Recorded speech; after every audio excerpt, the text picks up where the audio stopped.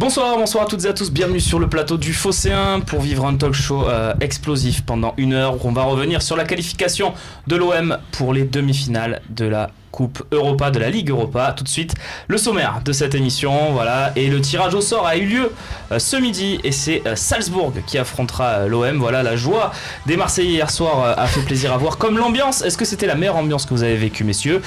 Lopez, est-ce que c'est enfin le déclic? Et on évoquera le match face à 3. Voilà, retour au pain quotidien. Hein. L'Estac accueille l'OM, c'est dimanche à 17h. Cette émission, on va la vivre avec les tauliers du Phocéen. Romain Canuti, bonsoir, comme tous les talks évidemment. Salut Romain.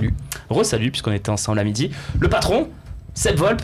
Salut. Vous voulez être là, on est content de l'avoir aussi avec nous ce soir. On l'a fait venir, faut être honnête. Oui, il voulait l'émotion européenne, on a dit on va l'appeler quand même. On s'est chambré avec Romain après le match aller. Il m'a chambré hier, il me dit je reçois pas de texto, donc j'ai dit mais je serai là. Après, t'as une excuse, il y avait du monde au stade, ça passait peut-être pas, voilà, ça arrive à tout le monde. En face de vous, messieurs, Babou, évidemment, notre consultant Fabrice, consultant tactique et technique. Salut Fabrice. Salut les gars. Et à côté de toi, Jérémy Diaoui qui fait son retour. Ça faisait quelques semaines qu'on n'avait pas vu ce petit supporter. Petit alors. Au poil long. Salut Jérémy. Je vois l'allusion. Salut les gars. N'hésite pas à y aller. Je pense que ce soir, il va falloir tacler pour vous faire de la place, messieurs. On commence tout de suite avec le tirage au sort. On l'a vu tout à l'heure, on l'a vécu, Romain, ensemble. Tiens, on va y retourner. On va voir un petit peu ce qu'on a vécu. Et puis, on va voir si on a eu raison d'avoir la réaction qu'on a eue, Romain. Grosse pression. RBS. Oui!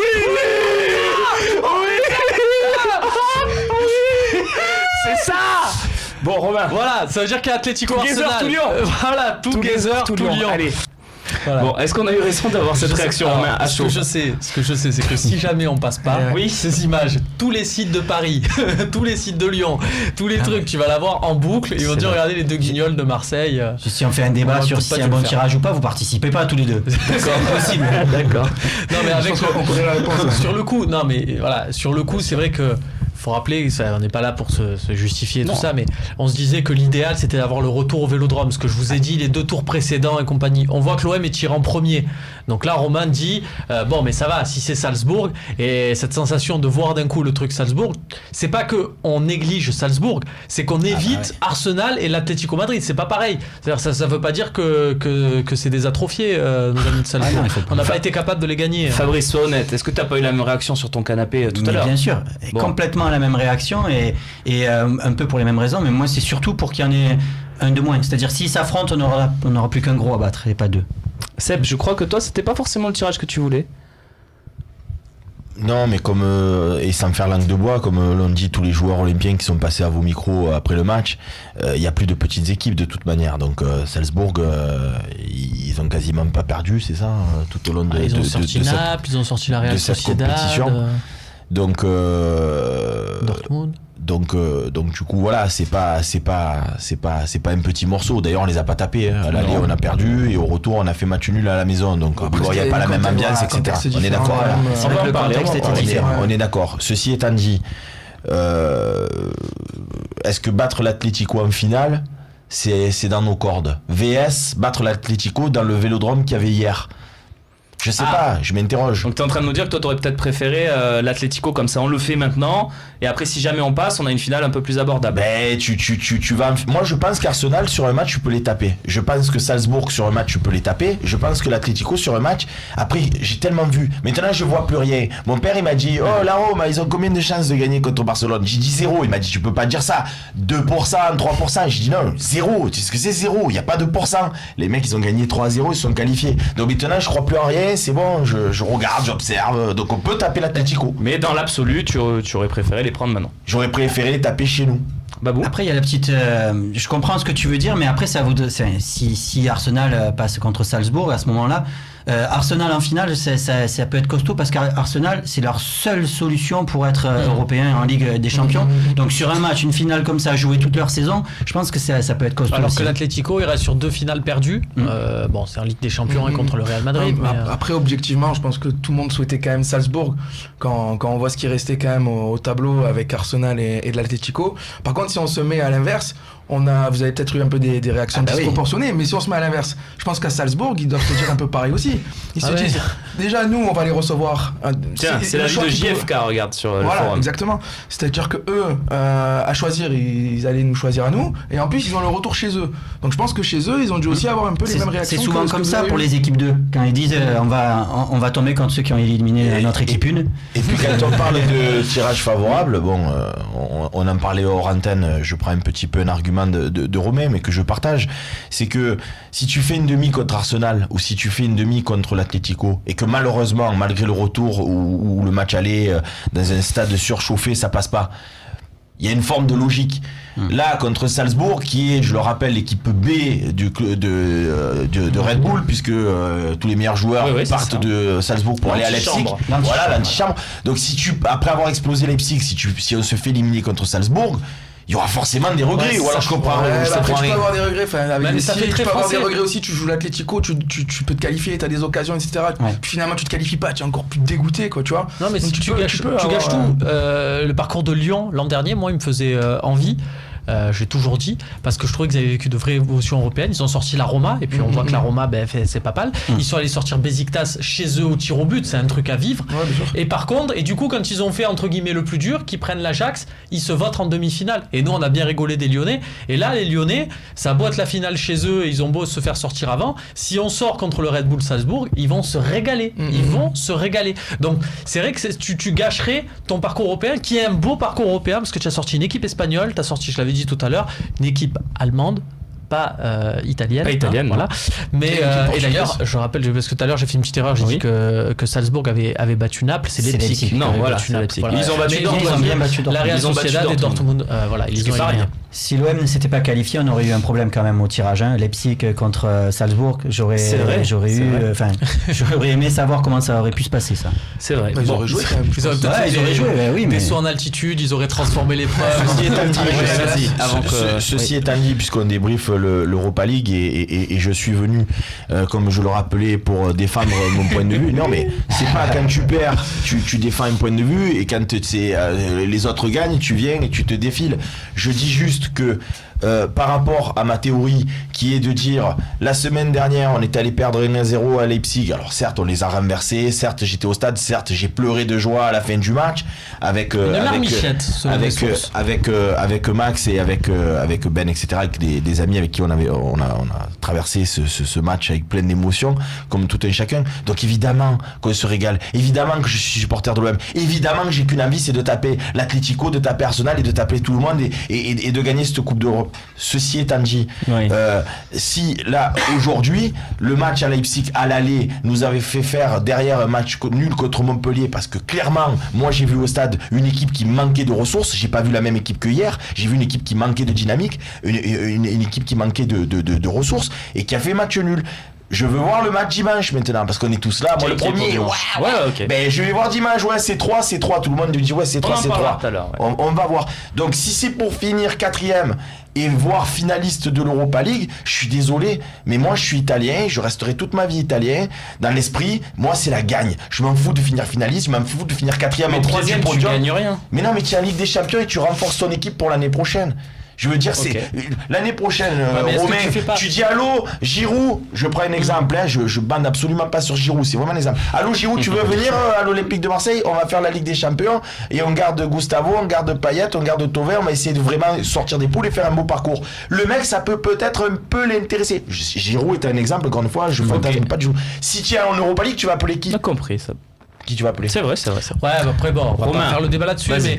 mais voilà, moi je suis contre, et on l'a vécu certaines années là où on a fait la Ligue des Champions, là où on restait un an parce qu'on faisait 6 défaites et on repartait, et j'étais de ceux qui disaient le problème, au final dans cette saison-là, le meilleur moment c'est en fait au mois de juin, quand tu te dis on a les sous de la Ligue des Champions, on va le dépenser, c'est pas faux, et après tu passes une année à souffrir parce que tu enchaînes des matchs de Ligue des Champions contre des équipes trop fortes, plus des matchs en championnat, ça fait défaite, et t'as des spirales négatives, des entraîneurs qui sortent, et ce que je veux dire c'est que au final, si c'est recruté, parce que cet argument-là, il s'entend de dire ouais mais comme ça on a les sous et les joueurs on peut les attirer, mais moi je préfère attirer des mecs comme des Adil Rami je l'ai vu encore hier, où il y a des valeurs qui correspondent à l'Olympique de Marseille, que prendre des mecs qui viennent parce que c'est la Ligue des Champions, et puis le jour où il n'y a plus la Ligue des Champions à l'OM, ils font des pieds et des mains pour se On va casser. regarder ce qu'on avait fait lors des matchs justement contre Salzbourg. On les a affrontés en poule, je vous le rappelle. Le match à Salzbourg, défaite 1-0, c'était en poule. Fabrice, cette équipe, honnêtement, c'était une équipe B qu'on avait envoyée à Salzbourg. C'était une équipe où on était dans la rotation de quelques joueurs à chaque fois, comme Rudy Garcia l'avait fait à chaque fois en Europa League, où il y avait 3-4 joueurs qui changeaient un petit peu. Donc on avait Camara qui était entré, on avait Evra aussi, parce que lui était dans la rotation à ce moment-là. Coupable d'ailleurs sur le but qu'on encaisse, puisque il est dans une position assez bizarre qui fait que Rolando se décale et ça désorganise toute la défense. C'est vrai qu'on voit bien que ça n'a rien à voir avec une équipe type. On voit que ce positionnement pour Lopez, il n'a plus été utilisé quasiment par la suite. Sanson, plus jamais. Enfin, si Sanson, regarde, ça a été utilisé au match retour contre Salzbourg, où il était aussi côté gauche. Mais même sur ces deux matchs, mais le premier surtout que c'était en octobre, là on voit marquer Sarr, on voit marquer Camara, on voit marquer Maxime Lopez. On se dit attends, c'était pas mal. C'était pas les mêmes à l'époque. Sarr, c'était ses premiers matchs arrière droit et il a juste cette action à la fin. Camara. Ça c'est le deuxième. Il avait marqué Camara et c'était pareil, c'était sa deuxième titularisation puisqu'il avait joué contre Konyaspor. Lopez, c'était pas du tout le Maxime Lopez d'hier. On en reparlera. C'était plus le Lopez de dimanche contre Montpellier. Donc non, c'était pas pareil. C'était dans une mauvaise passe aussi à ce moment-là. Tout le monde, on n'avait pas fait un très très bon début de saison, même niveau du championnat. Messieurs, on va avancer, continuer à débriefer tout ça. On va parler de l'ambiance qui était assez exceptionnelle, voire même la meilleure de tous les temps. C'est ce qu'on va se poser tout de suite comme question.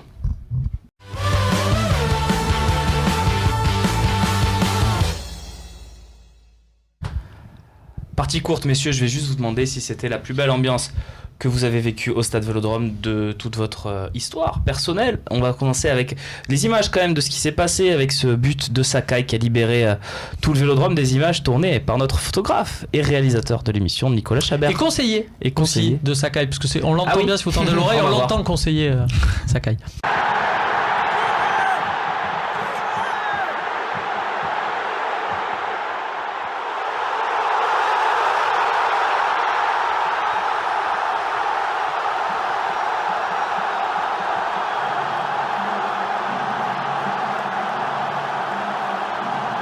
d'Europe, Seb.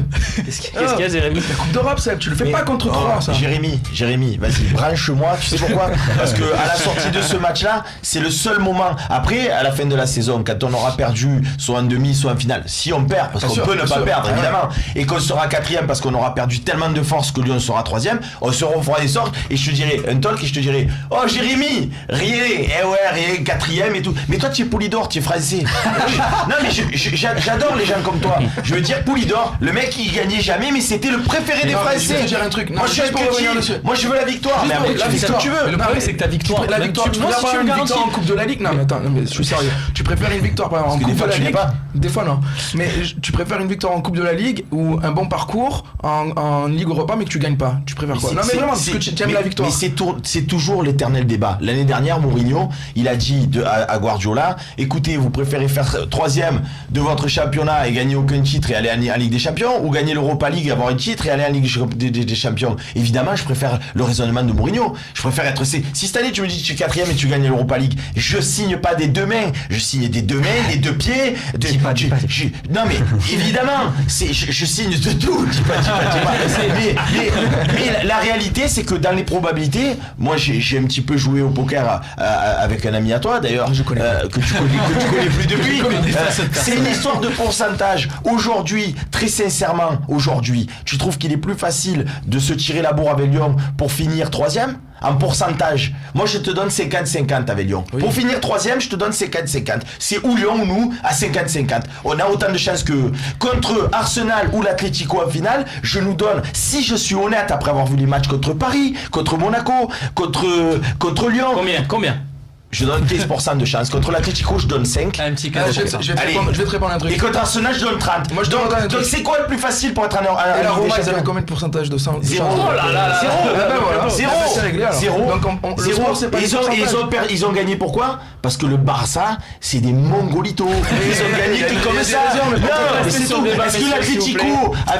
Est-ce que l'Atlético, avec leur entraîneur, ça va être des Mongolitos tant que le Barça. On va rester sur le débat, messieurs, qui est quand même l'ambiance au Stade Vélodrome. Le débat de Seb est intéressant sur 2-3 trucs parce que pour ça que j'ai laissé il oppose un peu, en fait la victoire aux plusieurs compétitions, mais je lui ai dit son débat il est faussé à part si il me présente un document qui me garantit que si on aligne l'équipe réserve de l'OM en Coupe d'Europe, on est sur 3e en Ligue 1. Pas de souci. Son document, peut-être que je le signe. Le problème, c'est qu'il n'y a aucune garantie. Tu peux laisser la Coupe d'Europe de côté. Je t'ai dit Romain que c'était une histoire de statistiques et de pourcentage. Et c'est pour ça que je dis. C'est plus facile. Non, mais toi qui es cohérent, qui a fait des matchs. Tu n'as pas joué de Coupe d'Europe et tu as fini. Toi qui es cohérent, qui en plus a fait des maths. Aujourd'hui, tu as plus de pourcentage de finir 3e en championnat dans ton duel avec Lyon, ou tu as plus de chances de gagner l'Europa League. Pour moi, les deux sont tellement liés que c'est. Non, mais tu as plus de chances de quoi? Évidemment, tu as plus de chances de finir 3e du championnat. C'est tout ce que je dis, j'ai dit que ça depuis le départ. J'ai dit que ça. Maintenant, moi aussi, je fantasme, je le dis caméra 12, je le fantasme de gagner l'Europa League. Je veux gagner l'Europa League pour accéder à la Ligue des Champions. Je dis jure que ça va être très difficile. J'ai juste un petit point là-dessus parce qu'il donne une analogie qui est intéressante avec Mourinho et Guardiola. Sauf que qu'est-ce qui se passe? Parce que évidemment, Mourinho a fini 6e en Première Ligue, mais a gagné l'Europa League, il est en Champions League. Guardiola, lui, a fini 3e et a eu 0 trophée l'an dernier. Sauf que cette année, qu'est-ce qui se passe? Guardiola a joué, à vouloir jouer et compagnie. Il a développé une équipe et compagnie qui s'inscrit dans la durée et qui cette année récolte les fruits de son travail. Ils sont premiers avec 15 points d'avance. Là où Mourinho, qui est quelqu'un, un homme de coup et qui a dit moi je m'en fous, on calcule, on favorise cette compétition et pas là, c'est du court terme. Et cette année il a son vestiaire à dos, c'est compliqué et ils sont à la traîne en championnat. C'est peut-être lié aussi, faut pas se dire ça s'arrête là. Enfin on est dans une dynamique.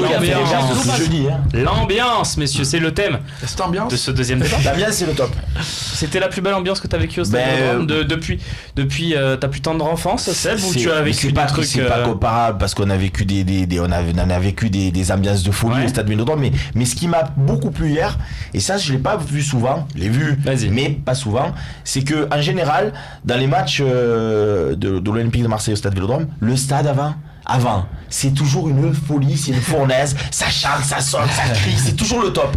Mais quand j'ai déjà vu Paris marquer une première fois au Stade Vélodrome, but en clair, le but en clair, Monaco, Lyon, peu importe qui, là le stade il fait climatisation. Tu n'entends plus rien. Là hier, les autres ils ont marqué, j'ai fait merde, tu vois, j'ai pas dit on va sortir. Tu vois ce que je veux te dire, je suis supporter, faut arrêter de me faire passer pour un abruti. J'ai dit merde, j'étais dégoûté. Et d'un coup le stade il a fait allez, et hop c'est reparti. Et ça a été le déclic aussi. Ils ont vraiment joué le public, ils ont vraiment joué le rôle de 12e. Fabrice, c'est la plus belle ambiance que tu as vue au Stade Vélodrome? C'est une super ambiance quand même. On parle de ce stade, de ce nouveau stade avec 62 000 personnes. C'est incroyable, mais est-ce que c'est la plus belle? Pour moi, c'est pas la plus belle parce que je garde dans le cœur. On a tous été des mômes, et quand on est enfant, on regarde ça avec les yeux un petit peu plus de l'amour, on va dire, de chimère, quoi. Et c'était l'OM Benfica, cette fameuse demi-finale. Où on se fait éliminer après à Benfica, et ça j'ai vécu ce moment-là, et pour moi c'était le plus beau moment de ma vie au Vélodrome, c'était celui-là. D'accord. Jérémy? Moi ça rentre quand même dans mon top 3 là, avec allez, c'est quoi ton top 3? Newcastle et Manchester avec le but de Gallas aussi. C'était vraiment magique. Ça, c'était la Ligue des Champions. Ouais. C'était la Ligue des Champions, mais hier c'était vraiment incroyable, vraiment. On a profité enfin de cette enceinte, des capacités de ce stade, et c'est là où je me dis qu'au final on doit quand même pas trop la ramener, ce que je te disais tout à l'heure, parce que ça fait quand même 4 ans maintenant qu'on va avoir ce nouveau stade, et j'ai l'impression qu'on s'en est vraiment servi qu'une poignée de fois. Donc c'est à réfléchir là-dessus. Je voudrais juste en placer une. J'aurais bien aimé que Christian Cataldo, alors on l'excuse parce qu'il a eu une extinction de voix, il est vraiment pas bien, il peut pas parler, on espère que ça va vite revenir pour lui au niveau des cordes vocales. J'aurais aimé lui dire aussi, parce que j'ai vu beaucoup de groupes, alors pas lui en général, mais d'une manière taxer les gens qui prenaient leur place de touristes et compagnie. Moi j'ai vu en virage des vrais supporters de l'Olympique de Marseille. J'ai vu des gens, et surtout qui n'étaient pas là dans ce calcul là, c'est-à-dire que, et ce que j'ai mis dans l'article, même voilà, on a ce raisonnement avec Seb, on se tire un peu ce chamin en se disant oui, l'Europa League, le championnat. Hier tout le monde s'en foutait, on était tous là pour l'Olympique de Marseille, bras dessus bras dessous, on sera toujours là pour l'Olympique de Marseille. Et ça c'était beau à voir. Il y avait des gens de Jean-Bouin, les gens de Gagné, tout le monde était dans cette ambiance. Il n'y avait pas de c'est à eux de faire. Et on sera là contre Salzbourg, et pour les taper à Salzbourg, parce que c'est comme ça, et en finale on va aller à Lyon et on va tout faire. Mais le problème aussi, juste par rapport aux ambiances, c'est que moi j'ai encore dans la chair, d'accord, le fait d'avoir fait un voyage pour aller voir la finale de la Coupe de France contre Paris, et tu perds, et tu reviens, j'étais dans le train avec les Yankees, je pleurais toutes les larmes de mon corps, et on est remonté contre Sochaux, et tu as encore perdu, et j'étais encore, et il y avait Valence, et tu as perdu, et il y avait aussi Parme, et tu as perdu, et à la fin ça me casse les couilles de perdre, tu comprends? Voilà, c'est compliqué. Et là contre l'Atlético, et contre l'Atlético et contre Arsenal, parce que j'espère qu'on va taper Salzbourg, évidemment. On va y aller, et je veux pas être anéanti. C'est ça, c'est de la peur aussi quelque part. Tu comprends ce que je veux te dire? Voilà. On avance messieurs, on va parler de Garcia et de sa compo qui a surpris quand même avec cette défense à 5.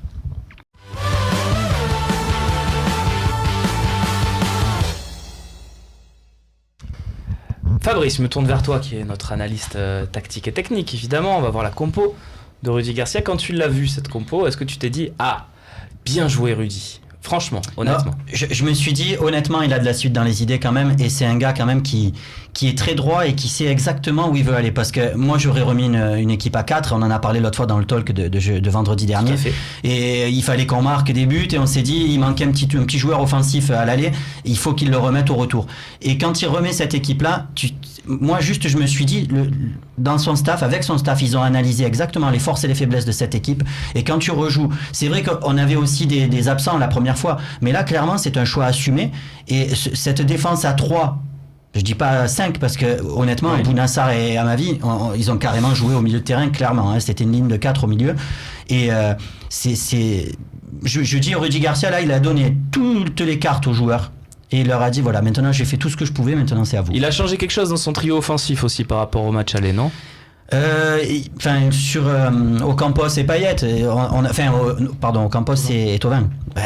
Non mais la disposition, on a vu Payet vraiment très axial, non? C'était pas comme ça. C'était pas comme ça? Non, encore une fois, on a toujours le même débat. En position offensive, Payet il vient se mettre là, et effectivement. Dès qu'on a perdu le ballon, Payet était à gauche et Thauvin à droite, c'était 5. Une ligne de 5, une ligne de 4, et à chaque fois que le ballon va d'un côté ou de l'autre, tu les vois se replacer comme ça. Par contre, dès qu'on a le ballon, Payet il va dans l'axe. Coup de génie ou pas alors, Babou? Non, pas coup de génie, c'est travail, mais gros travail du staff de l'OM, et belle analyse, et tout ce qu'il y avait à faire, ils l'ont fait, je trouve. Coup de génie, Seb, de Rudy Garcia? Moi je vais te dire, et je vais peut-être être sévère, c'est pas pour apporter tout le temps la contradiction avec Babou, mais c'est mon regard à moi. Étant donné qu'il a dit que Rami n'avait pas la capacité de rentrer en tant que titulaire dans cette composition, qu'il était sur le banc et qu'il le ferait rentrer le cas échéant, quelle défense veux-tu constituer à part celle-là? Mais quand il fait rentrer Rami, il aurait pu repasser à 4.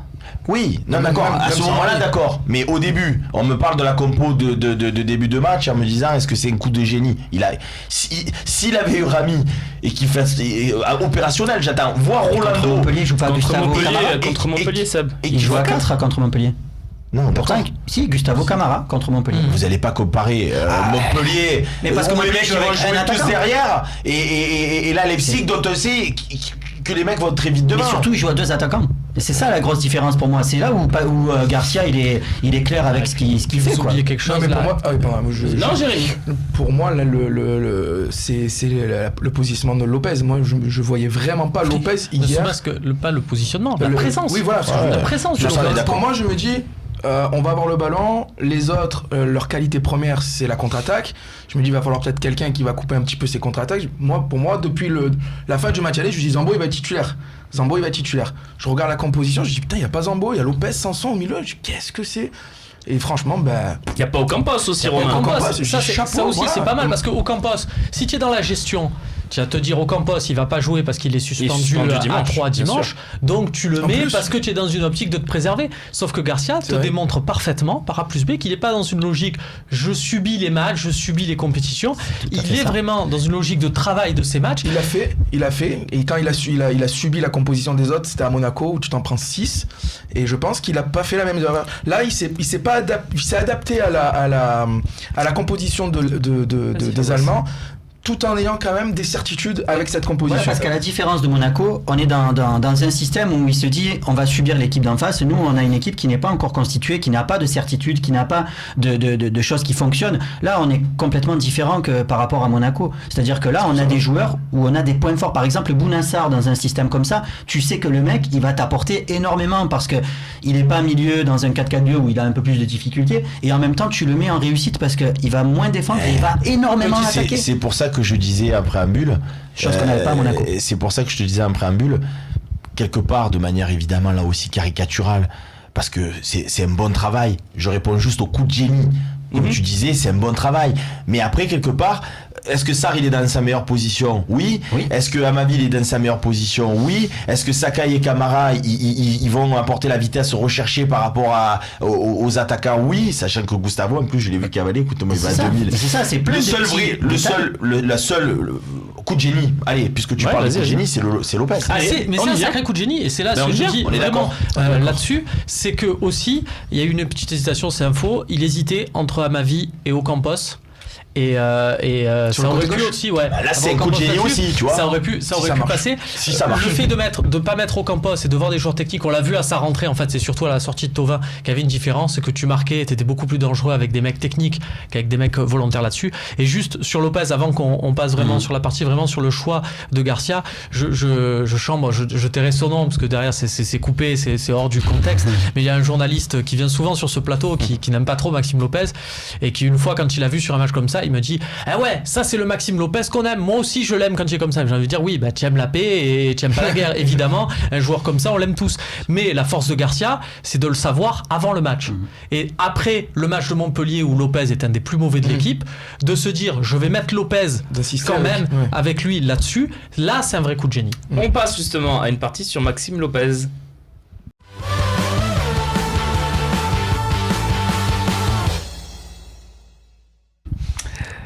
Maxime Lopez, le déclic, c'est la question qu'on se pose parce que c'est vrai que vous avez noté quand même que généralement quand il y a des trucs hors antenne, Romain il aime bien rebondir dessus. Là il y a quelque chose en antenne, on l'a pas entendu. C'est bon, tu m'as coupé pour ça? Ouais, d'accord, ok, allez. Donc Maxime Lopez, le déclic, c'est la question qu'on se pose justement puisque cette saison il a souvent été très bon au Vélodrome contre des équipes où le jeu était dans les pieds des Marseillais. Il a souvent été en difficulté dans les matchs importants aussi. Est-ce que finalement ce grand match qu'il a réalisé pour vous, c'est le déclic de Maxime Lopez? On va d'abord l'écouter sur l'ambiance, sur ce qu'il a ressenti et sur aussi sa prestation. Les supporters ils m'ont fait rêver toute ma jeunesse et même en tant que joueur ils continuent à me faire rêver. J'ai plus trop de voix là, j'ai trop crié pendant le match. Non, ce soir ils ont été le 12e homme comme on dit. C'est exceptionnel ce qui s'est passé. On a montré qu'on était solidaires. Et on a montré de la grinta et on a montré qu'on lâchait rien. Et je pense que c'est un des plus beaux matchs de ma jeune carrière, je pense. Ouais. Jérémy, est-ce que Maxime Lopez, du coup, pour toi, il prend une place plus importante dans l'OM Champions Project que tu imagines? Je suis mitigé, pas encore. Je pense que, comme tu l'as déjà dit, il a déjà fait des bons matchs. Peut-être pas à ce niveau-là, peut-être pas contre des équipes aussi fortes que ça. J'attends encore sur de la régularité. Voilà. Hier, ils étaient tous au diapason. Il s'est mis aussi au diapason du coup de cette équipe. Il a quand même tiré l'équipe vers le haut. Il a fait de la 90 minutes vraiment exceptionnelle, mais comme tous les autres. Donc j'attends de voir si lui individuellement il peut continuer sur cette voie-là. Je trouve que c'est quand même un des meilleurs hier et que il n'était pas au diapason. Je trouve qu'il a vraiment été un de ceux qui a lancé et qui a impulsé le truc sur le second but, sa fin de corps sur la relance de Mitroglou est super intéressante. Moi j'ai envie de croire au déclic. On a zéro garantie évidemment. Et je pense que vraiment, il franchira un cap comme tous les joueurs quand il ira à l'étranger, qu'il aura un coach qui le remettra en question, machin, plus que peut-être que là où il est chez lui, et c'est toujours la même histoire malheureusement. Mais j'ai envie de croire que mentalement, il se rend compte qu'il est capable de faire des choses, notamment de prendre des joueurs de vitesse. Parce que à voir son match par exemple contre Montpellier, où c'est le jour et la nuit, où il était derrière, il était très bas, il prenait aucune initiative vers l'avant. Là, j'ai envie de croire qu'il va se dire, je jouais contre Leipzig, les mecs c'est tous des monstres survitaminés, et j'ai réussi à les prendre de vitesse, j'ai réussi à proposer dans la profondeur et à faire des trucs, et donc il va se dire, je suis un joueur rapide. Voilà. Sébastien Volpe, est-ce que Maxime Lopez a pris de la place dans ton cœur, en tout cas, ou dans ce que tu imagines toi aussi du Champions Project, parce que souvent tu nous dis Lopez, Champions Project, ça colle pas. C'est léger. C'est léger, exactement. Moi, c'est vous qui faites les thématiques des Tout à parties, fait, donc tout à fait. je peux pas. Je réponds à ta question en te disant Camara, c'est un monstre. Voilà, je sais pas si ça répond à ta question, mais en sortant du centre de formation, t'as Emino, ça fait 2 fois que je le vois jouer à son poste, il m'a pas déçu une seule fois encore. Maxime Lopez, depuis que je le vois jouer, il me déçoit, il me satisfait, il me déçoit, il me satisfait, il me déçoit, il me satisfait. Donc quand il me satisfera tout le temps, je te dirai, ah ouais, franchement, je compte sur Maxime Lopez. Hier, il a fait un match énorme. Et je veux dire, je peux dire que bravo, et que c'était le coup de génie dont parlait Romain avec Garcia, qui a su voir en lui ce potentiel et se dire, oui, il va être. Mais s'il avait été... Donc quel avenir tu lui fais à Lopez, toi? Tu lui ferais, tu lui donnerais tu as demandé si c'est un déclic. C'est à lui qu'il faut lui poser la question. Si c'est un déclic pour lui et qu'effectivement, il arrête de faire les matchs où il se tourne, il passe le ballon derrière, il prend les ballons, il met sur le côté, il se tourne, il met derrière, il prend le ballon, il met sur le côté, mais qui fait des matchs comme ça, où il va percuter, où il casse des lignes par des passes qui sont souvent très intéressantes. Alors là, je dis, évidemment, d'autant que physiquement, en plus, putain, le Gonz, il a fait des tacles, il s'est battu, il a gratté des ballons, donc c'est super. Pour l'instant, Camara, sur le peu de prestations, parce qu'on l'a vu beaucoup moins, il m'a pas déçu, et il pue le ballon, ce jeune. Fabrice, est-ce que Max Lopez a vécu un déclic pour toi? Parce que c'est un joueur un peu atypique, milieu de terrain, qui joue très bas cette saison, contrairement aux saisons précédentes. Il a vraiment un style atypique et plus un style de relayeur. Malheureusement, pour lui, le système n'est pas à changer. Donc, pour moi, il n'a pas un déclic sur ce match-là. Pour moi, il a achevé de franchir le cap qu'il a entamé déjà depuis un petit moment. Ah, carrément. J'enlève le côté Montpellier. C'est vrai, je suis d'accord avec Romain. Montpellier, je l'ai pas trouvé terrible. Mais il m'a surpris déjà 2-3 fois quand il a été aligné aux côtés de Luis Gustavo, où j'ai déjà dit 2 ou 3 fois, mais il fait quoi Garcia là? Je comprends pas ce qu'il est en train de faire. Et où Maxime Lopez a apporté souvent quand on joue à domicile et quand on a la conservation du ballon. Il a commencé à prendre conscience qu'il n'était pas juste dans le rôle du gars qui contrôle et qui ensuite essaye de distribuer très bien d'ailleurs dans le jeu court, mais maintenant il a compris que des fois il fallait remettre à une touche et redoubler les passes. Souvent il le fait avec Thauvin, et il a compris aussi maintenant qu'il fallait qu'il porte le ballon, et quand il porte le ballon, il a une telle technique que ça lui permet finalement, je vais encore caser mon Chirou, mais à un moment donné, Chirou, il avait la charrette et il arrivait à dribbler des mecs, et tu te disais, mais je comprends pas comment il peut passer. Et Maxime Lopez, c'est ce que j'ai vu hier, c'est-à-dire qu'il va pas très vite, mais pourtant il a réussi 2 ou 3 fois sur le côté droit et en fin de match sur le côté gauche, où il est parti dans des dribbles et où il a obtenu un bon coup franc. Chose qu'il n'aurait jamais fait par le passé. Et l'autre chose, c'est qu'ils ont réussi à contenir, lui, et je l'associe à Sanson, à contenir Naby Keïta en vitesse, parce qu'honnêtement, quand Naby Keïta il a accéléré une fois, on a vu. Voilà. Et honnêtement, le reste du temps, ils ont réussi à le contenir. Il n'est pas passé souvent. Après, le problème. Le mot de la fin, ça. Ouais, je sais pas le mot de la fin, même s'ils peuvent réagir, mais c'est Camara à domicile comme à l'extérieur. Je le vois titulaire à l'avenir. Tu viens de le rappeler, un Lopez à domicile, c'est toujours très intéressant. À l'extérieur, selon les matchs, quand le milieu est renforcé, je trouve ça, moi personnellement, physiquement léger. C'est-à-dire que Valbuena, il était petit, pas costaud, mais il était sur un côté, il était là pour créer du jeu. Là, je sais toujours pas le poste exact de Lopez. Je sais toujours pas, il est pas 10, c'est pas un latéral, tu l'as dit, c'est un relayeur, mais dans le système où on joue. Donc voilà, bon. Juste sur la parenthèse Camara, après c'est pas une analyse ou quoi, c'est juste que ça se reproduit souvent comme ça. Je l'avais dit l'année dernière pour Lopez, je le dis pour Camara. Camara, attention, il aura un creux comme tous les joueurs qui ont une première partie très très bonne, et à un moment donné, comme Maxime Lopez l'a vécu, on l'avait dit l'année dernière, et je pense que Camara il aura la même chose. Messieurs, on va passer, voilà, vous avez certainement devant vos écrans écrit Abdenour Rami. Voilà, on avait prévu une partie sur Adil Rami, son retour surprise qui a poussé Abdenour dans les tribunes, alors que voilà, on se demandait si on avait perdu Abdenour, mais avant l'émission, vous vous êtes déchiré complètement sur le cas Payet, donc on va faire un débat sur Payet.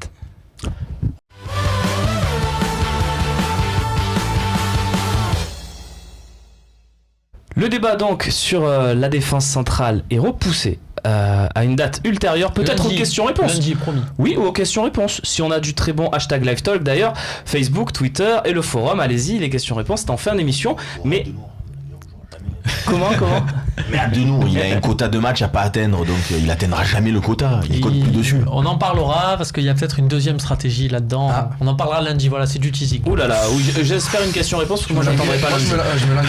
Et moi, je veux pas dire, mais je crois Vendredi, que les seules fois où Payet a été moins bon, c'est quand il y avait Abdenour. Je pense que ça joue sur Payet. Allez, Payet, justement, messieurs, est-ce que ça y est, voilà, vous êtes remboursé de vos 30 millions d'euros. Seb, ça y est, t'es remboursé de tes 30 millions d'euros. Mais déjà, on ne s'est pas déchiré avant le plateau, parce qu'avec Babou, on se déchire jamais.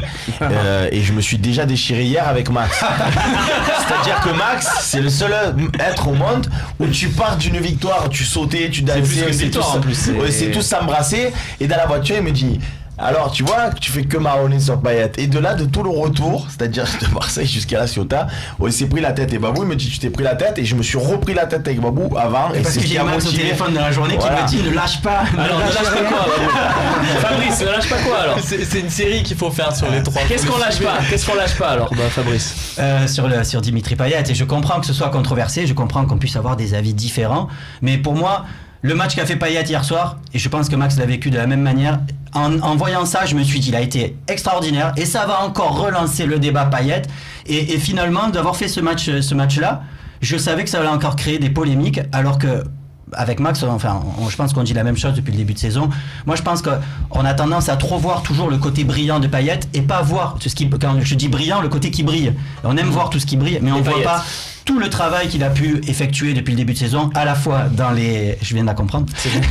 À la fois dans les passes décisives et dans les fois où il a été décisif et surtout pour moi dans le fait qu'il soit le dépositaire du jeu et que pour moi cette année si Payet n'avait pas été là, je pense que l'OM ne serait pas à cette place là. Ah mais on l'a vu de toute façon quand même ça, personne ne peut même les opposants ne peuvent le nier. Les fois où Payet a été sur le banc ou absent, qu'est-ce que c'était poussif au niveau du jeu, c'était notamment le cas en Europa League. On peut peut-être surtout voir en Europa League, les compos quand on a joué Salzbourg, on les avait joués sans Payet.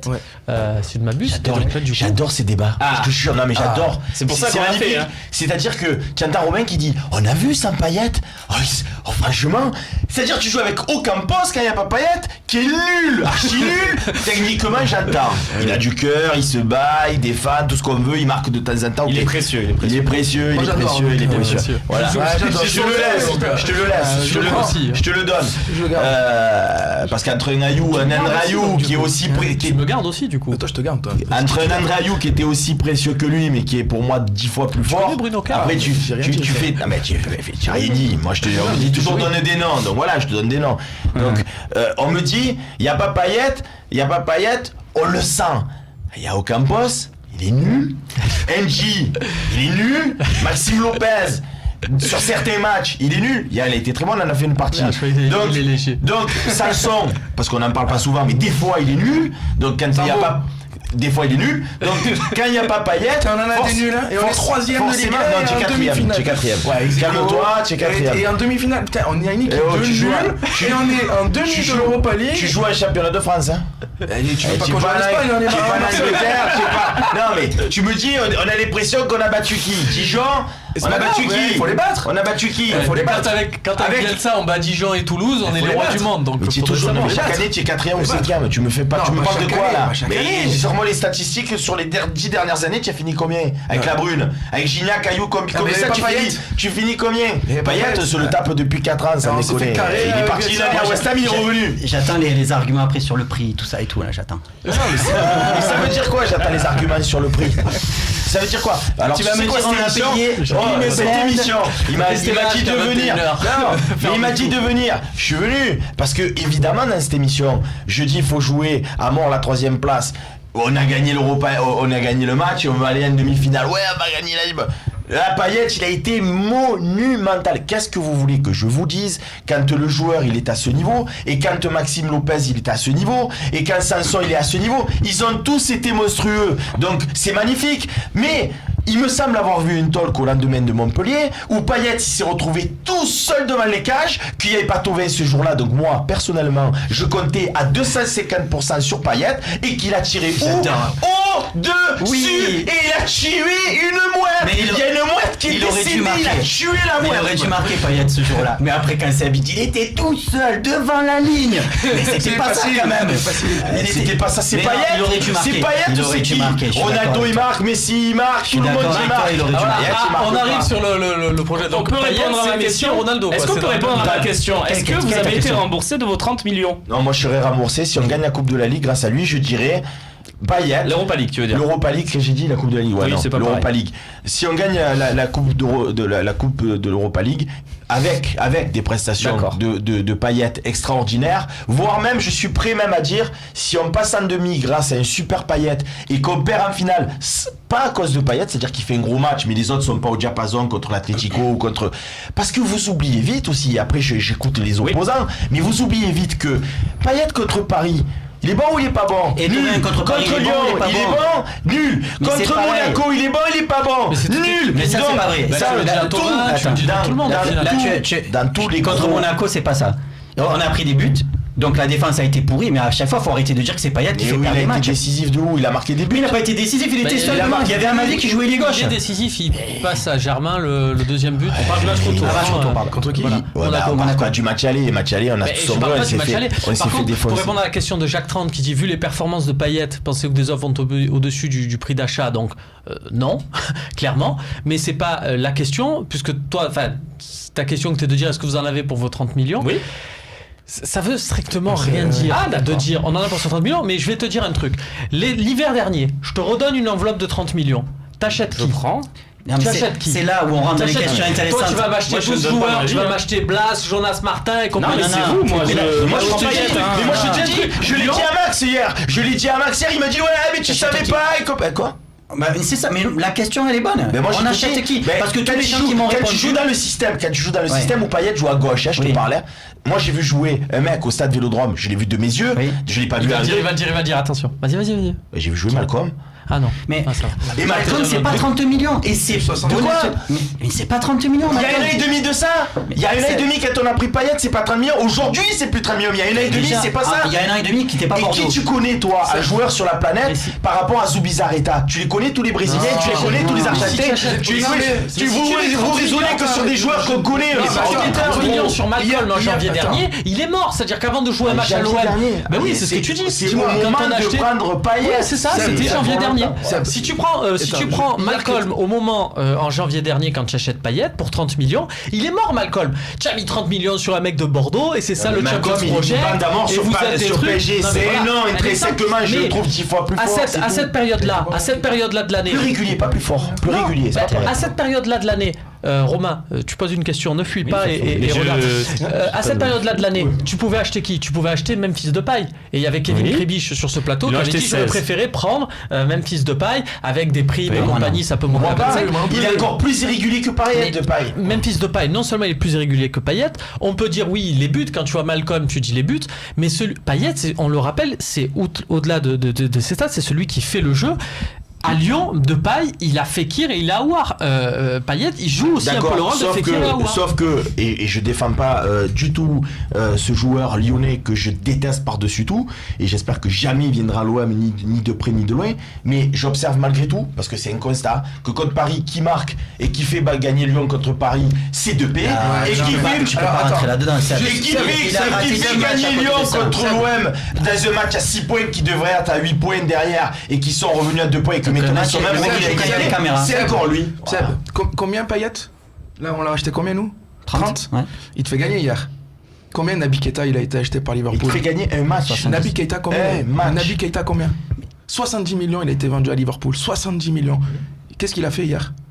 Il a fait gagner mais- Leipzig. Ils sont combien Leipzig en championnat? C'est un des Sixième. seuls qui a été Un au peu, niveau. un peu sur le but. Après, Sinon, après il a été bouffé au mais milieu il est du terrain. défenseur, il est goal, il est On peut pas défenseur résumer- central, il est On peut pas résumer le côté décisif pour calculer le prix. Sinon, par exemple, à N'Golo Kanté, alors il vaut 2 euros, il vaut. Parce que jamais une seule fois il va être décisif, marquer un but, faire une Fauzi, passe décisive. t'es ou quoi. réhabilité. Non, mais c'est des joueurs énormément précieux. Et quand, parce que tout à l'heure on parlait de Memphis Depay, à un moment donné aussi, quand tu es un club comme l'OM, tu réfléchis logique. Non, tu coches des cases. Non, mais c'est-à-dire que tu as besoin d'un joueur. En fait, tu n'as pas besoin d'un jeune joueur de 22 ans ou 23 ans. pour ce débat, débrouillez-vous. Non, mais en fait, je suis d'accord avec vous. Je m'aperçois, on a le droit de changer d'avis. Oui. On a le droit de changer d'avis. Je m'aperçois que tous les consultants d'RMC qui disent que Payet, avec ce qu'on en entendait, ils ont été un petit peu déçus. Ils ont tous tort. À l'équipe TV, ils ont tous tort. Tous les journalistes au monde, ils ont tort. Et surtout, Didier Deschamps, qui sur toutes ces dernières sélections n'a pas pris le dépositaire du jeu de l'OM, qui pourrait aller à la Coupe du Monde, il a tort aussi. Mais Attention, par contre, Max, c'est la fin du bal. Et Comme paye les musiciens. cousin,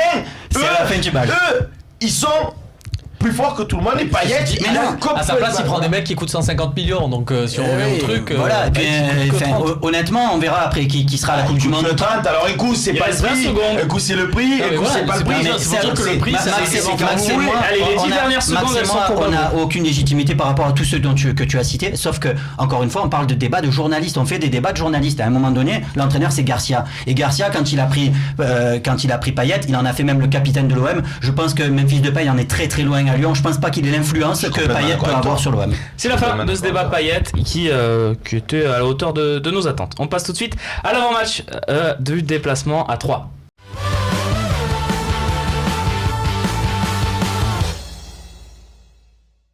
Oui, Jérémy, tu as raison, ça retombe. Voilà, on parlait de Leipzig, on parlait de Payet, de la Coupe du Monde. C'est normal, tu es Poulidor. Stade de l'Aube. Stade de l'Aube. Poulidor, quand il fait des courses bidons, il s'en bat les couilles comme toi. Je me tourne vers Fabrice, Ouais. qui va nous décrypter la compo troyenne. Évidemment, ta spécialité. Toujours, tu adores ça. Les stacks, bien sûr. Avec Saïf Kaoui qui peut aussi peut-être prétendre à une place dans le 11, même si ces derniers temps il joue beaucoup moins, le Marseillais prêté. Putain, Kaoui, Ouais. je me souviens, là, Kaoui, on disait, putain, heureusement, il va y avoir Kaoui à la place de Payet à un moment donné, en début d'année, là. Ouais, d'accord. Vas-y, Ok. Vas-y, Non, Fabrice. il y a moi, pas grand chose à dire sur cette équipe quand même. Je pense que on l'a déjà dit dans les précédentes émissions, mais là encore plus, et plus on arrive au bout et plus c'est le cas. Je pense que les compositions d'équipes adverses maintenant, presque on s'en fout. Là, l'OM, ils ont 6 finales à jouer pour ce championnat, et contre des équipes comme 3, je pense qu'on n'a pas du tout le choix. Il faut mettre l'intensité qu'on a pu mettre peut-être si on a les possibilités de le faire, ben, qu'on on va a mis regarder. en Coupe d'Europe. C'est ce qu'on va faire, on va regarder le classement, le calendrier, et après vous allez me faire la compo de l'OM en 5 minutes, messieurs, puisque le coach c'est vous ce soir, le coach c'est nous. Paris, Monaco en tête maintenant, ça semble un petit peu loin, même si on sait jamais pour Monaco. Et l'OM et Lyon à la lutte, on va regarder le calendrier croisé des deux équipes. Le 3 qui est bien sûr 18ème, donc qui joue le maintien. Barragiste actuellement. Barragiste exactement à affronter. On va regarder le calendrier pour conclure cette partie de Lyon et de Marseille, avec en rouge les équipes qui jouent le maintien, en jaune les équipes qui jouent l'Europe, la 5e et la 6e place. Nantes, Nice, voilà, donc un calendrier. Babou. Moi, j'ai une question pour Romain, sans te créer un piège. Ça se situe où là? À quel niveau le match aller? Le match aller, c'est pas un entre piège. Lille, entre la réception de Lille et le déplacement à Angers. D'accord. Donc c'est là où tu recevras Salzbourg et tu te déplaceras chez eux, donc après Angers et avant Nice. Voilà, qu'est-ce que ça change, Fabrice? Non, c'est important. Par exemple, pour la réception de Nice, qui je pense est notre plus gros match dans ce morceau-là, le fait d'avoir eu le match retour juste avant, c'est vrai qu'on va sûrement faire jouer notre équipe type contre Salzbourg. Et, voilà, on va peut-être laisser un petit peu des plumes. Ok, on va passer à notre équipe justement pour dimanche, messieurs, avec Pelé dans les cages, à moins de retour. Surprise. Il revient quand même. Ouais, c'est ça. Il revient quand même, Non, c'est Avec pas... le cœur. Non, il revient quand même. Alors, il reviendra pas tout de suite, Non, mais la saison, mais est-ce qu'il revient reviendra pour la demi-finale? Tu reviens sur le c'est plateau possible. du talk, Ça, c'est cool. souci, mais dans ces Romain, il y a une cas, chance qu'il revienne peut-être pour la demi-finale, aller ou retour. voilà, il y a Allez, une ça chance, m'étonne. tu te Voilà, il y a ménages une toutes chance. les possibilités, Bien mais sûr. ouais, je pense que De toute façon, là, qu'est-ce qu'il a dit, Rami, sur il la y est pas science? encore. Non, Ouais. on va pas le dire. Allez, la compo avec Pelé dans les cages, je demande à Fabrice, puisque c'est lui qui va décider de ça, à 4 ou à 5? À 4. À 4. Fabrice, tes latéraux, s'il te plaît. Bounassar est en forfait. Sakai et Amavi. Voilà, vous êtes tous d'accord, messieurs? Sakai et Amavi? Oui. Oui, Seb? Ben, bon, Nassar il est blessé donc. Voilà. Votre Mais c'est charnière. un coup de. Oh, bah oui, il a fait un coup de génie. Il a mis ça carrément dans ma vie. Non, mais c'est Personne bien. ne doit. C'est bien joué, Fabrice, en tout cas.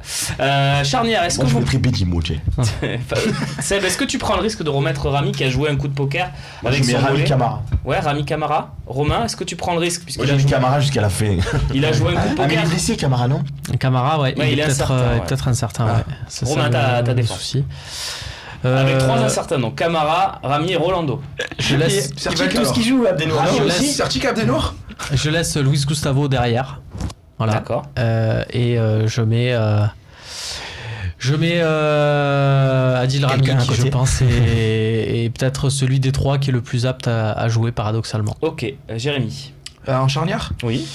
moi, je laisse Camara, s'il est apte, et je laisse Gustavo derrière. Et toi, Fabrice? Tu fais pas jouer Rami? Non, je pense qu'il est encore trop juste. Je pense qu'il était sur le. Il a pris un risque. Ouais, il a pris un risque. Je pense que là, il faut encore un peu le ménager, quoi.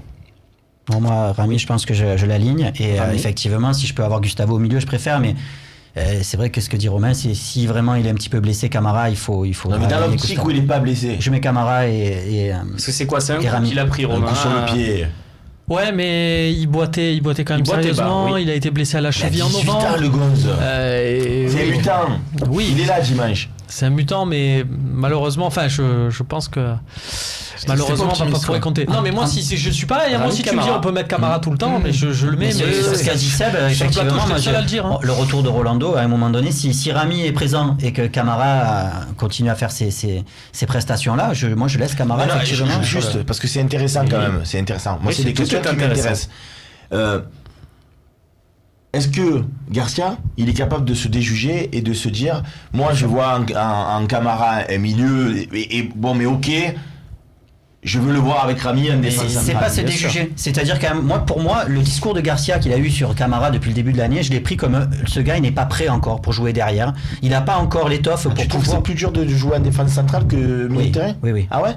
Bah c'est là ça pardonne pas. Défense centrale, t'as pas droit à l'erreur et sur les alignements, les trucs comme ça, c'est des choses que tu as pas à gérer quand tu es au milieu de terrain où tu as un peu plus au niveau des courses, au niveau des contacts à rentrer et à abattre beaucoup de boulot. Tu as totalement raison, et le discours qu'a tenu Garcia Boubacar Camara il y a quelques jours, voilà, sans trahir les secrets de vestiaire, était axé là-dessus. Alors on peut dire que Garcia est opportuniste parce que là il profite des circonstances, puis Camara, ça y est, c'est le moment, j'ai toujours cru en toi, alors qu'en fait il y a une épidémie de blessés. On verra peut-être la même chose avec Rokia, parce qu'en ce moment il est très dur Garcia avec Rokia, et peut-être que l'an prochain on va avoir un Rokia de feu, et ça sera parce que Garcia a été dur à ce moment-là. C'est toujours pareil, hein, la Ok. réussite d'un coach, mais voilà, Garcia a axé ce discours là-dessus. Rami Camara, si je fais les comptes en tout cas, sur Si on peut, vos ouais. propositions. Messieurs, le milieu de terrain, je pense que vous mettez Gustavo du coup. Vous êtes, Bah, moi, je l'avais mis derrière. Donc, oui, du mais coup, tu peux le remettre, là, du coup. Là, je peux le remettre au milieu. Ah, Oui. bah oui, alors, au milieu. ouais. Gustavo, vous êtes tous d'accord forcément. Avec qui? Voilà, Sanson, Lopez, Zambo, vous avez du choix. Ah, Zambo, et Lopez, il va pas faire 17 matchs d'affilée, il faut bien le faire souffler. Zambo pour Seb, Babou, Fabrice. Ouais, c'est pas le profil que je préfère pour ce match-là, mais je pense aussi Zambo en tout cas pour faire souffler un peu Sanson et Lopez qui ont fait un match de folie quand même. Romain? Ouais, je suis assez d'accord Ok. sur l'option Zambo. C'est le quand après le prochain match de combien de temps après T'as une semaine après. Une Une semaine semaine. après. T'aurais mis qui, Alors, toi? je mets Sanson. Toi, t'aurais mis Sanson. Bon, c'est Zambo qui s'impose. Du coup, tu peux réutiliser Sanson. Toi, tout est Tu mets qui alors? Ton trio. Votre avant-centre. Tiens, on va commencer Ah, par l'avant-centre. l'avant-centre. Oui. Mitroglou ou Germain? Ou Germain. Genji. Ou Genji, Germain. si vous êtes Germain. fou. Mitroglou, 300%. Mitroglou, Germain. Je pense Mitroglou. Mitroglou. Ouais, moi j'ai changé d'optique effectivement depuis quelques semaines et je crois que je mets Mitroglou parce que dans le système, dans le style de jeu de l'OM, finalement j'ai l'impression Avec qu'il qui est plus derrière lui? efficace. Les trois, Fabrice. Payet en 10 déjà, pas sur êtes un tous côté d'accord parce qu'il sur est déjà Payet fatigué. Payet, c'est mon chouchou. Du coup, je peux remettre Germain, moi, du coup. Tu peux remettre Germain, c'est sûr. Non, je vais mettre Payet. Payet. Non, mais Payet, mais vous à êtes d'accord gauche. sur le à Moi, gauche. je mets Payet à gauche, Sanson dans l'axe, parce que Ocampos n'est pas là, que Sarr Ah, il est n'est pas là. suspendu au Campos. Ah oui, alors Donc, ouais, voilà, Sanson. je mets Payet à gauche, Sanson dans l'axe, et je démarre avec Thauvin à droite. Tout le monde est d'accord sur ce trio? Allez, on fait ça. Ouais. Allez, on fait ça. On fait Après, ça, messieurs. ce que je me suis aperçu avec Garcia, c'est que peu importe de comment il les fait jouer, en fait, il fait jouer toujours un petit peu toujours les mêmes, toujours les mêmes. Sanson il est dedans, Payet, Thauvin, Luis Gustavo, finalement il fait tourner un petit peu sur les positions, mais c'est toujours les mêmes qui sont Deux là. absents de toute façon dans ces postes. Bounassar qui dernièrement l'a fait Et- contre et- Montpellier et Ocampos. Et Ocampos. Et juste bon, on va pas me faire 600, conclura là-dessus, ouais. on va pas me faire 600 de système et Garcia changera encore pas son fusil d'épaule, mais on sait que Sanson à gauche, ça va pas. D'accord. On est d'accord sur ça, soit à gauche, à droite. On sait que Payet en 10, c'est là où il rayonne le plus. Oui. On est toujours d'accord sur cette analyse. Pourquoi on ne ferait pas, parce que c'était quand même son optique du début de saison à Garcia, pourquoi on ne ferait pas Luis Gustavo en 6, un Zambo en relayeur, un Sanson en relayeur aussi, du coup en relayeur gauche, Payet en 10 et derrière Thauvin Mitroglou. Le losange. Le losange. Alors, quand tu joues comme... C'est une question à Babou le tacticien. Ah pardon, j'ai pas entendu. Le losange, ça veut dire que tu joues avec 2 attaquants? Ouais. Ah non, d'accord, non, j'avais pas pensé à ça. Thauvin qui tourne autour de Mitroglou. Non, le losange, il le fera pas parce que il a besoin de joueurs sur les côtés et dans sa manière de jouer, il faut qu'à un moment donné, il ait 2 joueurs qui puissent défendre sur le couloir. Donc ça, il le fera pas. Ils défendront sur Deplagne et Traoré, nos amis troyens qu'on a vu tout à l'heure dans la compo. On passe tout de suite aux questions-réponses. #LiveTalk.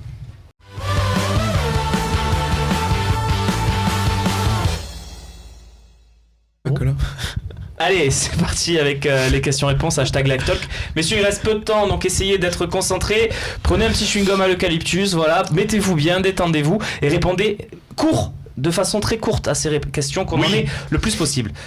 Childrich Tycoon, pensez-vous qu'il était judicieux de faire jouer Rami au risque d'aggraver sa blessure? Oui, Seb. Oui. D'accord. Tout le monde est d'accord? Mais ça aussi, c'était judicieux. C'est un choix de Rudy Garcia, il est quand même fou.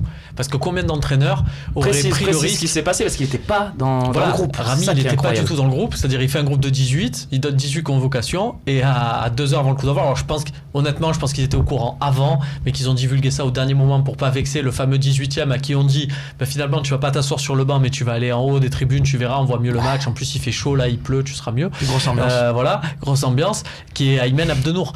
Quel entraîneur prend le risque de se fâcher comme ça avec Abdenour pour un joueur où t'as aucune certitude physique? Garcia l'a fait. Tous les entraîneurs qui ont Abdenour dans leur effectif. Non mais je pense qu'il préfère se fâcher avec Abdenour qu'avec Rami qui voulait absolument être sur le banc. Je pense surtout qu'il connaît tellement bien Rami et que quand c'est comme ça, pour ce genre de blessure, c'est ton joueur qui décide, c'est pas l'entraîneur. C'est Rami qui a donné le feu vert et il sait qu'il peut avoir confiance. C'est risqué, non Fabrice, c'est risqué quand même. Quand le staff médical ne donne pas vraiment le feu vert parce qu'il n'est pas dans le groupe et que le joueur veut vraiment jouer. Non, c'est clair. C'est risqué en particulier avec Rami, honnêtement. Parce qu'il a niqué la science, comme il l'a dit lui-même sur W9, Rami. Faut quand même avoir conscience d'avoir la chance d'avoir un mec comme Rami quand même dans son équipe, parce que y a quand même une petite star du PSG il s'est fait un petit coup au pied pour se protéger pour la Coupe du Monde. Il est parti 3 mois chez lui en famille au Brésil. Et toi t'es un joueur, il peut être à la Coupe du Monde, Rami, quand même, faut pas l'oublier. Il est quand même dans les petits papiers de Deschamps. C'est le 5e ou 6e. Il peut, on sait jamais, d'être blessé. Il peut faire la Ligue, il peut. C'est vrai ou pas? Oui, il peut. Il peut toujours, il peut. Et il prend quand même un risque de se. Il a dit court. Non, mais c'est vrai, il a risqué. C'est vrai que j'ai dit court. Il a risqué quand même sa fin de saison pour faire un quart de finale. Ça aurait été qu'il sort sur blessure, mais bon. C'est sûr. Et qui coûte un but. En face, ça va à 2000, il revient. C'était pas facile. Tiens, le niveau d'Amavi, c'est Biocel qui nous en parle depuis sa blessure. On en parle quand? Vas-y, Fabrice. On en parle, on en a parlé même. On vous fait vivre aussi le débat. Satisfaisant. Voilà. Je pense que c'est le joueur qui a été le moins bon. Pourquoi il est pas revenu comme il était? Parce qu'on a tous vu qu'il n'était pas revenu aussi bon qu'avant. C'est une question de mental aussi, des fois de confiance. Tu te sens dans de bonnes dispositions et puis tu reviens, l'équipe a changé, tu les as plus forcément, ça arrive. Et puis là où c'est pas inquiétant sur le long terme, je pense, c'est que, bon, quoi que tu me dis que ça peut arriver pour certains joueurs, mais il sait ce qu'il a fait et voilà, ça va revenir. Tiens, il s'est d'ailleurs donné une note encore, Jordan Amavi, puisqu'il s'était donné 0 pour son match à Leipzig. Il s'est donné une note. Je vous la donne pas, vous allez la regarder sur le Fosséen évidemment, dans la réaction en zone mixte de Jordan Amavi. Voilà, il se donne des notes en ce moment. Je suis d'accord avec lui. Tu es d'accord avec sa note? Ok, très bien. On va peut-être lui demander à chaque match jusqu'à la fin de saison sa note. Ça peut être un petit gimmick. On peut le laisser d'ailleurs libre dans la note du Fosséen, la note de Amavi. C'est lui qui se la donne. On lui donne les codes d'admin. Didier Good sur le forum. La prestation de l'OM d'hier va-t-elle permettre d'attirer les cadors de l'OM pour son projet l'an prochain? Non. C'est pas ça qui fait venir des cadors dans une équipe. Mais ceci dit, ça interpelle quand même. Quand tu vois tous les joueurs de l'OM. Alors, je vais te demander à Seb après de réagir. C'est Twitter, mais quand tu vois tous les joueurs de l'OM, quand on dit hier, l'OM, regardez le match, l'ambiance et tout, tu vois la réaction des Anglais. Les joueurs d'anglais, ils viendront jamais chez toi, ils gagnent 100 fois plus chez eux. Tous à Beşiktaş, à Dortmund aussi. Mais c'est une question d'image aussi. Ils se disent, putain, l'OM, c'est quand même un truc particulier. Et un mec, à un moment donné où tu auras un facteur, tu crées cette image de l'OM, c'est vraiment un club à part et tout. Et tu vas pouvoir les avoir, comme quand un jour tu as eu un Barton. Alors je te dis pas Barton c'était génial, je suis un de ses premiers détracteurs. C'était un box-to-box. Mais je suis en train de... Putain, c'était un box, c'était un Magic Box. Ouais. Mais je suis en train de juste te dire que tu vois bien la réaction de ce mec qui a grandi en Angleterre, qui a vécu en Angleterre, qui regarde que chez eux, il préfère regarder la division 3 de chez eux plutôt que la Liga. Ces mecs-là, au moment où on se dit Romain, tu es hors sujet. Je me permets, la prestation de l'OM. Je la reformule. Ouais, mais ça rentre. Moi, je la reformule. Ouais, bah non. Moi, je la reformule la question. La prestation de l'OM d'hier va permettre d'attirer les joueurs qui sont ciblés plus facilement. Par contre, les cadors, faut arrêter de rêver. Et depuis 1 an et demi, là, qu'il y a le Champions Project, on parle de cadors, il n'y en aura pas. Mais il n'y aura pas de cadors. Si tu la gagnes. Les cadors, ils sont destinés au la Ligue des Champions maintenant. Les cadors, c'est un cador. Me souffle Nicolas Chabert, c'est un cador. Non, ça faisait pas partie des cadors justement. C'est le genre de joueurs qui sont dans les cibles de l'OM parce que ce sont des joueurs. J'ai pas vu le vieux port plein au moment de la signature de Gustavo. Mais les cadors, ça veut dire les joueurs les plus comment on dit convoités du marché. Un mec qui a gagné la Ligue des Champions, tu peux pas dire qu'il fait pas partie des cadors. Mais c'était pas parmi les plus convoités du marché. Jimmy Traoré, il a gagné la Ligue des Champions, il a signé à l'OM, ça va. Il a été international brésilien. Gustavo, c'est une énigme. Pourquoi il est à l'OM? Donc Gustavo, c'est une énigme. Parce que justement, pour moi, il fait partie des cadors. Max 590, Camara ou Camara, Mukiele l'an prochain. Tiens, il nous propose sa charnière. Camara, Mukiele l'an prochain, ça aurait de la gueule, non?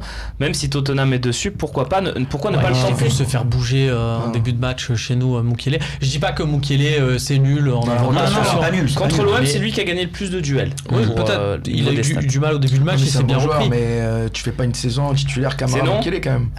Bah non, personne veut cette charnière. Rotation, mais tu fais pas titulaire Camara Mukiele quand même. Il est où Rami là? Mais c'est ce qu'on a montré à Lille et à Lyon. C'est-à-dire qu'à un moment donné, là où l'OM a fait les bons choix, c'est qu'on a pris des joueurs d'expérience. Et c'est peut-être un peu raillé en début de saison, mais peut-être que l'OM a vraiment compris. On est d'accord qu'il faut voir Rami Camara l'année prochaine. Moi je suis d'accord. Pourquoi pas? Non mais chaque chose dans son temps. Et après Mukiele se dire il y a Tottenham, faut vite aller. C'est pas comme ça qu'on raisonne. Il va falloir résoudre ce cas Rolando. Avant une dernière question, je demande à la régie, sinon c'est fini. J'aime ce silence. Allez, une dernière, ils me disent. Allez. Vous allez avoir une minute pour y répondre. Alain, si vous avez une minute, messieurs, je vais être pénible. C'est quoi la stratégie avec Abdenour? Quel est le projet avec ce joueur? Ça, c'est le pseudo de Nico. Ça. Alors, Romain, voilà. Tu nous as fait un petit teasing, Abdenour. Voilà. Alors, une minute, maximum. Il y a deux théories sur Abdenour. C'est que il y a cette clause de 15 matchs qui active du coup une deuxième année à l'OM. Son entourage a fait savoir que la clause avait déjà été levée, donc il n'y a pas de débat. Ceci dit, si l'Olympique de Marseille le met à ce point sur le banc tous les matchs sans le faire rentrer et l'envoie en tribune, il y a aussi peut-être la stratégie de décider par cette attitude-là aux joueurs à casser, même si la deuxième option est effectivement déjà levée, à lui dire t'as vraiment plus aucun avenir ici, donc n'attends pas, pars maintenant, parce que c'est, encore une fois je le rappelle, même si l'option est levée et il est sous contrat à l'OM jusqu'en 2019, on n'est même pas sûr. Non, mais même si c'est le cas où l'OM prend l'intégralité de son salaire qui s'élève à 4 millions d'euros annuels en charge, il y a la possibilité de trouver un accord avec une tierce partie, par exemple le Zénith Saint-Pétersbourg qui est intéressé par lui ou un club turc, et à ce moment-là, si tout le monde est d'accord, Valence est OK, puisque de toute façon ils n'ont rien à payer. Et, ok. Ouais, tout à fait d'accord avec Romain, peu tout ce qu'il a expliqué, et je pense que l'OM, il est clair, en tout cas cette même fin s'ils d'année. n'avoueront jamais, hein. Garcia te dira jamais ce que je suis. Jamais, mais je pense que c'est clair qu'il compte plus du tout sur lui pour l'année prochaine, donc il est clair que les dirigeants vont chercher quelqu'un d'autre. Les stats parlent, je crois que c'est celui qui est resté le plus longtemps sur le banc de touche, 90 minutes sans rentrer en jeu. Merci messieurs, c'est la fin de cette émission. On peut faire une fin à la travail de l'ombre? Allez l'OM. C'est très bien.